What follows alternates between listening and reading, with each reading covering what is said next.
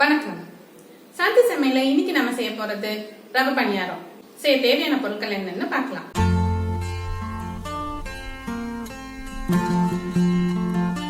ரவ பணியாரம் செய்யறதுக்கு 1 கப் ரவை, 1 கப் மைதா, 1 கப் சுகர் எடுத்துக்கோங்க.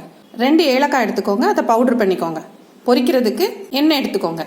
தேவைப்பட்டா முந்திரி பருப்பு எடுத்துக்கோங்க, அதை குட்டி குட்டியா கட் பண்ணி வச்சுக்கோங்க. பணியாரம் செய்யறதுக்கு முதல்ல ரவையை ஊற வச்சுக்கணும். ரவையை எடுத்துக்கோங்க. ரவை முழுகிற அளவுக்கு தண்ணி விட்டு 1 மணி நேரம் ஊற வச்சிருங்க.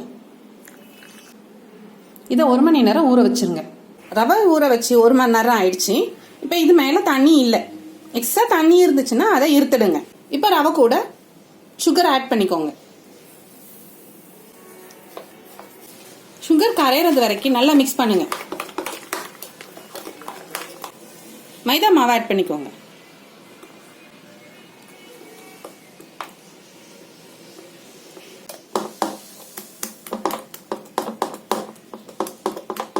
நல்லா அடிச்சு கலக்குங்க.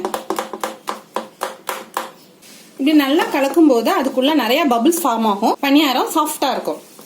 எவ்வளோ நேரம் கலக்குறீங்களோ அவ்வளோ சாஃப்டா இருக்கும் பணியாரம். ஏலக்காய் பவுடர் போட்டுக்கோங்க. பணியாரம் சாஃப்டா வர்றதுக்காக சிலர் இதுல பேக்கிங் பவுடர் போடுவாங்க. நம்ம நல்லா அடிச்சு பசைஞ்சாலே பணியாரம் சாஃப்டா வரும். நொறுக்கி வச்சிருக்கிற முந்திரி பருப்பை அதில் ஆட் பண்ணிக்கோங்க.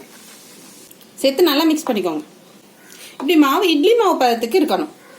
பணியாரம் மாவு எடுத்து ஊத்துறதுக்கு இந்த மாதிரி ஸ்பூன் மாதிரி இல்லாம இந்த மாதிரி குழியா இருக்கிற கரண்டி எடுத்துக்கோங்க. அப்ப நல்லா பணியாரம் உருண்டையா வரும். பாத்திரம் நல்லா சூடானதுக்கு அப்புறமா எண்ணெயை ஊத்தி சூடு பண்ணிக்கோங்க.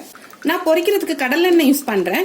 நீங்க எந்த எண்ணெய் யூஸ் பண்ணுவீங்களோ அது யூஸ் பண்ணிக்கோங்க. எண்ணெய் சூடானதும் அடுப்பை கொஞ்சம் இறக்கி வச்சுக்கோங்க. உருண்டை கரண்டி வச்சு மாவை எடுத்து எண்ணெயில ஊத்துங்க. அது தானாவே எழும்பி மேல வரும். ஒன்று மேலே ஏறி வந்ததுக்கு அப்புறமா நம்ம அடுத்தது மாவு ஊற்றணும். இல்லைன்னா ரெண்டுலாம் ஒன்னோட ஒன்று ஒட்டிக்கும். திருப்பி போட்டு 2 பக்கமும் வேக விடுங்க.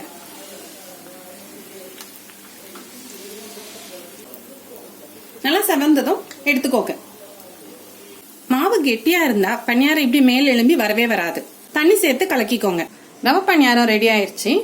பேக்கிங் பவுடர் போடாமலே இது ரொம்ப சாஃப்டா இருக்கும். ஈஸியா செய்யக்கூடிய ஈவினிங் ஸ்நாக்ஸ்.